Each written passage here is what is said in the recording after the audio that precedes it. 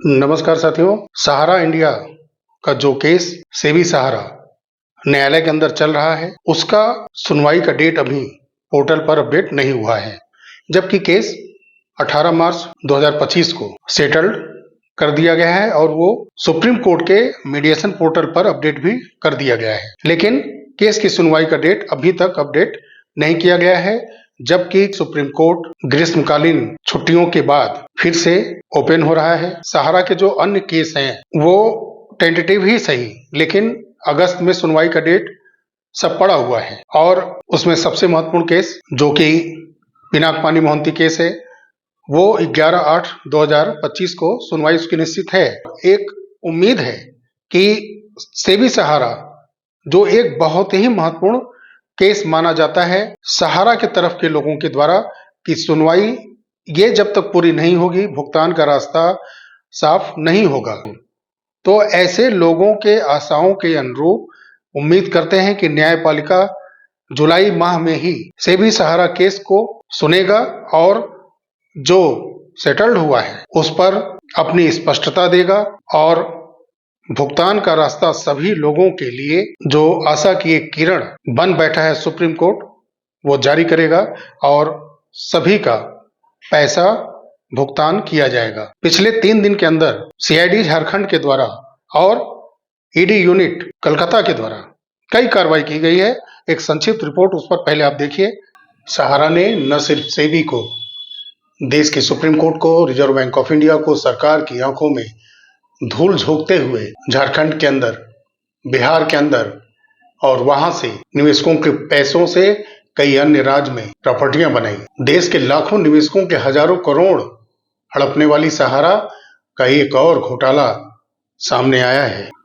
झारखंड की सीआईडी की जांच में सहारा समूह के नए घोटाले का बहुत बड़ा खुलासा हुआ है। सहारा समूह के द्वारा बिहार, झारखंड में, हालांकि कुछ दिन पहले मध्य प्रदेश में भी मनमाने तरीके से किसी भी दाम पर जमीन को बिक्री करना और अपने निहित स्वार्थ के लिए निवेशकों के पैसों का अपमान करना, उनके पैसों से बनाए गए प्रॉपर्टी को मनमाने ढंग से अपने निहित स्वार्थ के लिए बिक्री कर देना और उस पैसों का स्वयं उपयोग करना। सीआईडी की रिपोर्ट में कहा गया है कि सहारा ग्रुप के फर्जी कंपनियों के जरिए फर्जी व्यक्तियों को अधिकृत कर बेची गई जमीनें, कितना बड़ा घोटाला है।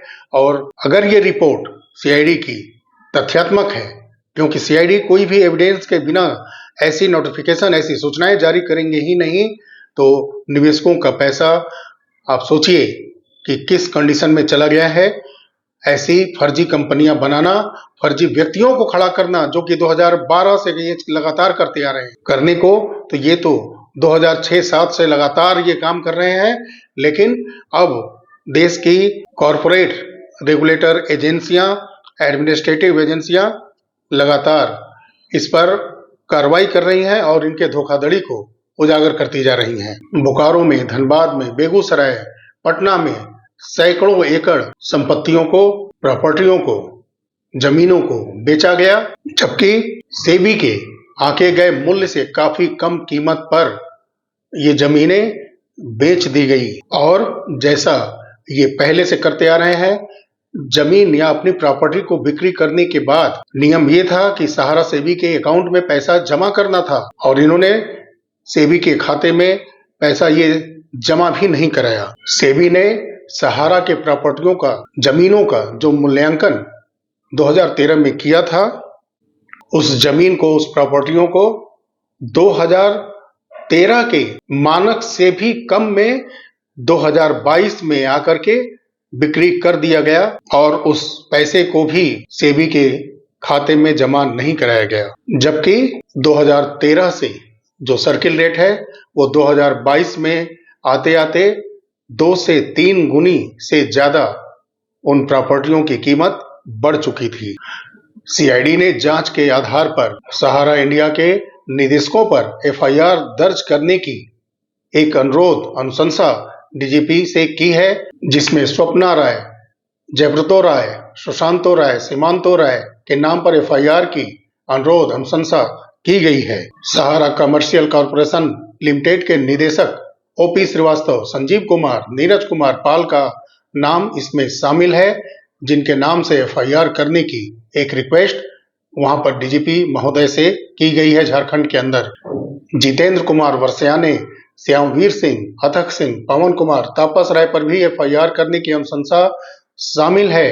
सीआईडी की जो रिपोर्ट है उसके मुताबिक इन सभी लोगों पर एफआईआर करना जरूरी समझा गया है और इनके ऊपर मुकदमा चलाना बेहद जरूरी है। अगर निवेशकों का पैसा वापस करना है, इनकी गिरफ्तारियां जरूरी हैं। सीआईडी की कड़ाई से पूछताछ में सहारा के अधिकारी शैलेंद्र शुक्ला ने बड़ा खुलासा स्वयं से किया है। रांची और बोकारो जोन से कोलकाता, गुवाहाटी, पटना, वाराणसी, लखनऊ, दिल्ली जोन में पैसे ट्रांसफर किए जाते थे, यानी कि वहां के निवेशकों का पैसा वहां की ब्रांचों से लेकर के ये पैसे ट्रांसफर कर दिए जाते थे दूसरे स्टेट में, और ये सब हेरफेर सीआईडी के मुताबिक सहारा मुख्यालय के निर्देश पर होता था और इसी को कहते हैं पोंजी स्कीम। पुराने निवेशकों को नए निवेशकों के पैसे से भुगतान करना और असंवैधानिक ढंग से पैसों से अनलीगल प्रॉपर्टियां बनाना, जबकि ऐसा नहीं होता है। निवेशकों के पैसों को सेंट्रल ऑफ रजिस्ट्रार या सेबी के पास काफी हिस्सा उसका रखना चाहिए,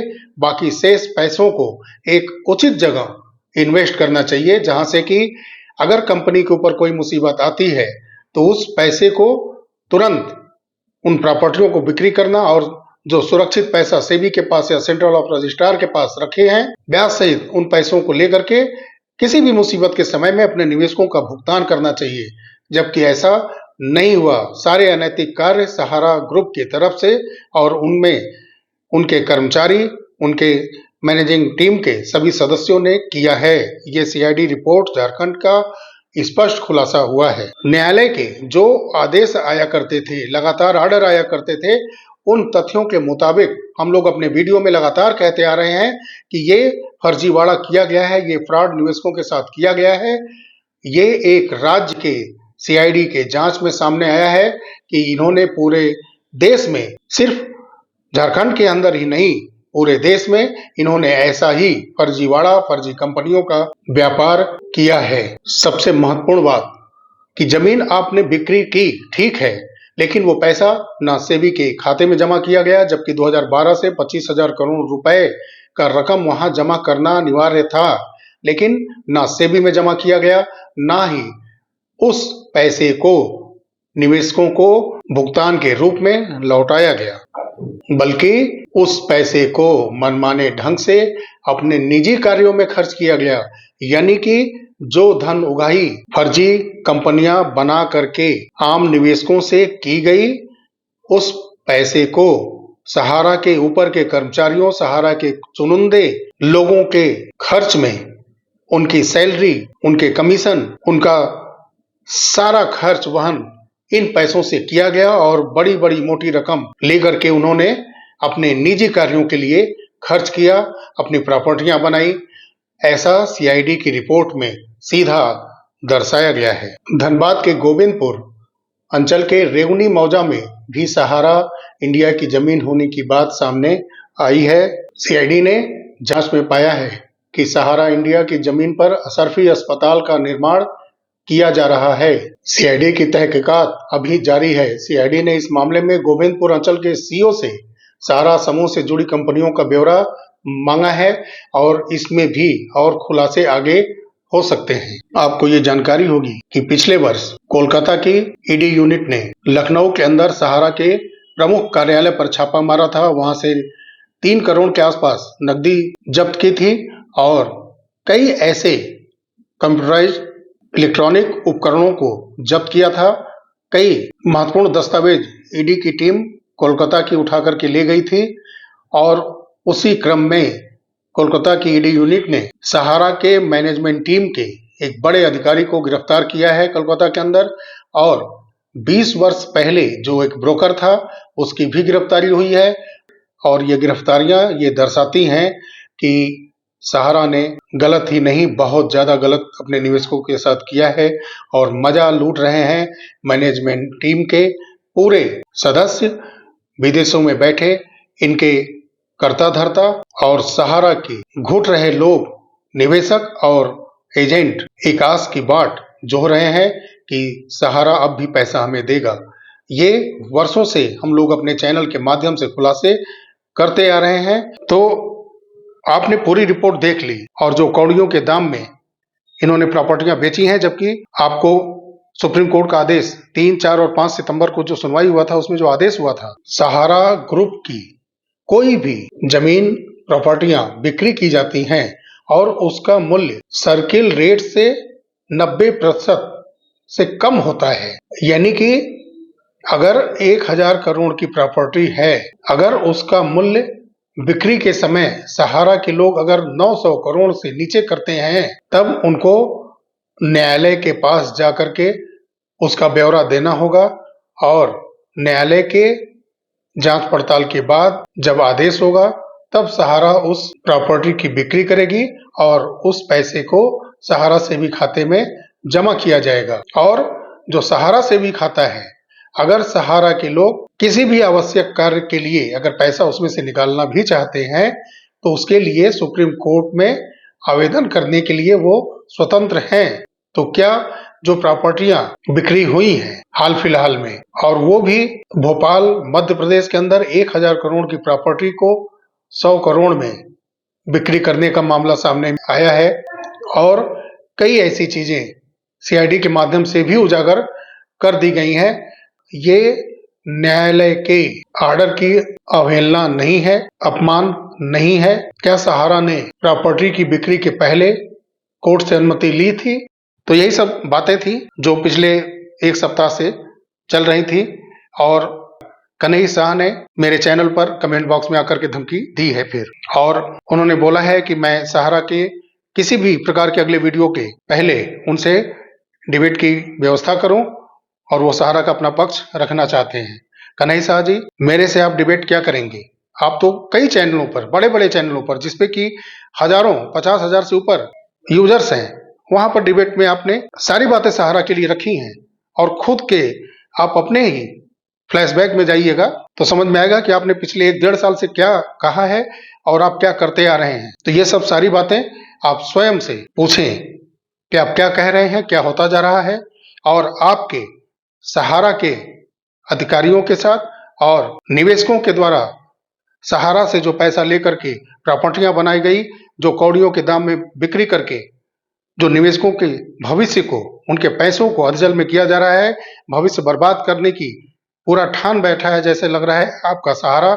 उससे सवाल करिए, उस पर लीगल कार्रवाई करने की बात आप करिए निवेशकों की तरफ से, ना कि यूट्यूबर को धमकी दीजिए कि उसको सहारा का लीगल कार्रवाई का सामना करना पड़ेगा।